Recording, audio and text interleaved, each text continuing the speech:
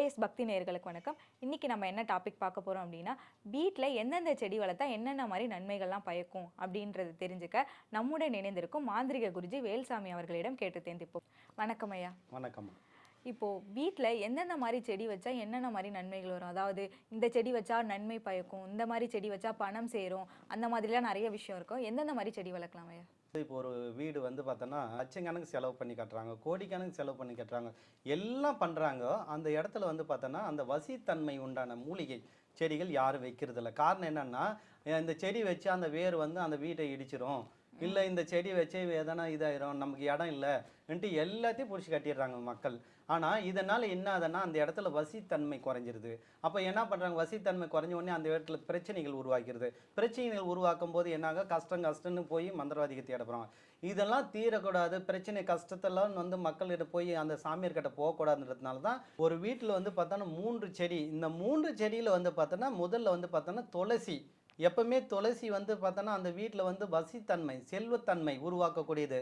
பணம் வரக்கூடிய ரொம்ப அபூர்வமான மூலிகை. ஏன்னா, துளசி இருக்கிற இடத்துல வந்து பார்த்தோன்னா, லட்சுமி நிரந்தரமா குடிகொள்வான்றது ஐதீகம். அப்போ துளசி செடிய வந்து நம்ம என்ன பண்றோம், பூமியில வந்து நம்ம வீட்டுக்கு முன்ன வாசப்படியில என்ன ஒரு ஓரத்துல கூட நம்ப வச்சு அத விதை போட்டு நம்ம அத விதைய வச்சு தண்ணி ஊத்திட்டு வந்தாங்கன்னா, அந்த துளசி வந்து என்ன பண்ணும்னா, வளர வளர வளர வளர நமக்கு என்ன ஆகும்னா, அந்த வீட்ல பணம் பெருகிக் கொண்டே இருக்கும்.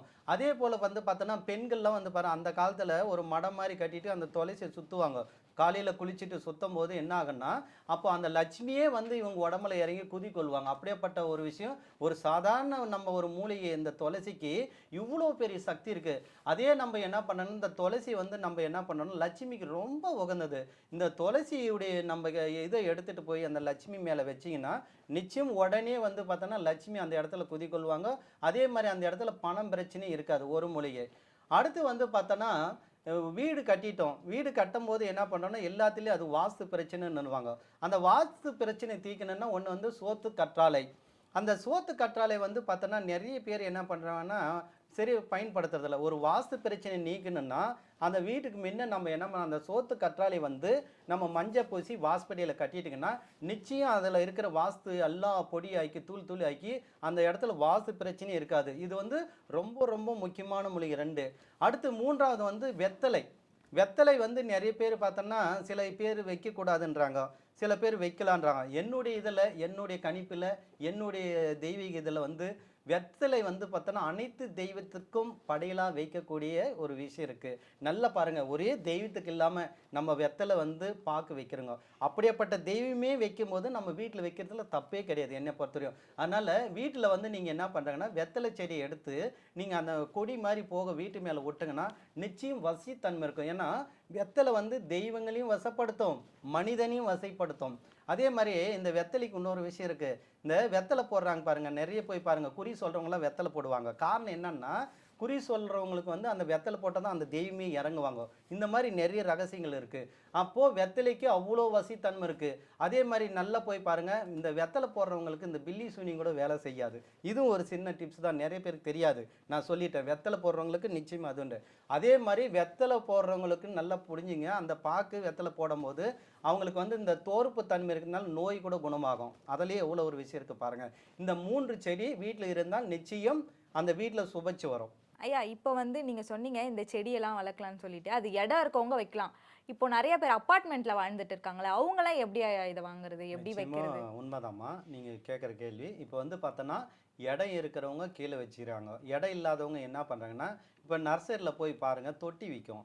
அந்த ம், தொட்டி மண் தொட்டி இல்லன்னா சிமெண்ட்டிலே கூட கிடைக்கும். அது வாங்கின்னு வந்து நீங்க என்ன பண்ணலான்னா, ம், எருவும், களிமண்ணும், மணல் 3ம் கலந்து நீங்க மாடி மேல வச்சுக்கலாம். ம், மாடி மேல வச்சு நீங்க தண்ணி ஊத்திட்டு வந்தீங்கன்னா, நிச்சயமும் உங்களுக்கு கீழ இருக்கிற பலனும் மேல கிடைக்கும். ம், ஏன்னா, மூலிகை வந்து கீழ தான் வச்சா வேலை செய்யணுன்றது கிடையாது. மேல வச்சா கூட அந்த வீட்டிலுடைய விஷயங்கள் எல்லாமே நமக்கு அந்த வைப்ரேஷன் எப்படின்னா, மூலிகை இருக்கிற இடத்துல தூய்மையான தெய்வங்கள், தூய்மையான ஆத்மாக்கள், ம், தூய்மையான இதெல்லாம் உள்ள வர ஆரம்பிச்சிரும். அதே மாரி இந்த மூலிகைலாம் இருக்கும்போது நோய் நொடி வராது உள்ள.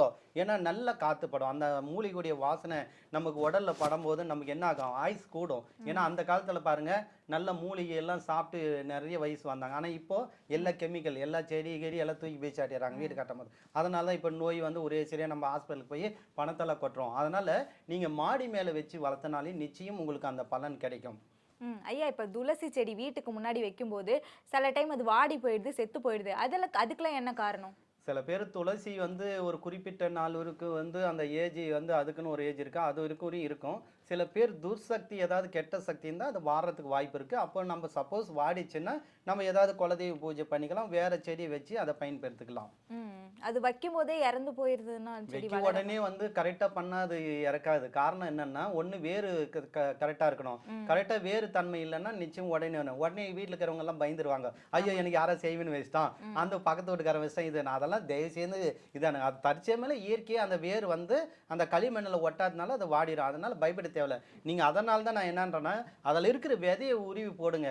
அதை போட்ட ஒண்ணு இல்லைன்னா இன்னொன்னு வந்துடும். ஒண்ணு போகும்போது அடுத்து இன்னொரு செடி வந்துடும். அப்போ நமக்கு பயனுள்ளதா இருக்கும், பயம் இருக்காது. இந்த நிகழ்ச்சியை பற்றிய உங்கள் கருத்துக்களை கீழிருக்கும் தொலைபேசி எண் மற்றும் மின்னஞ்சலில் தெரிவிக்கலாம்.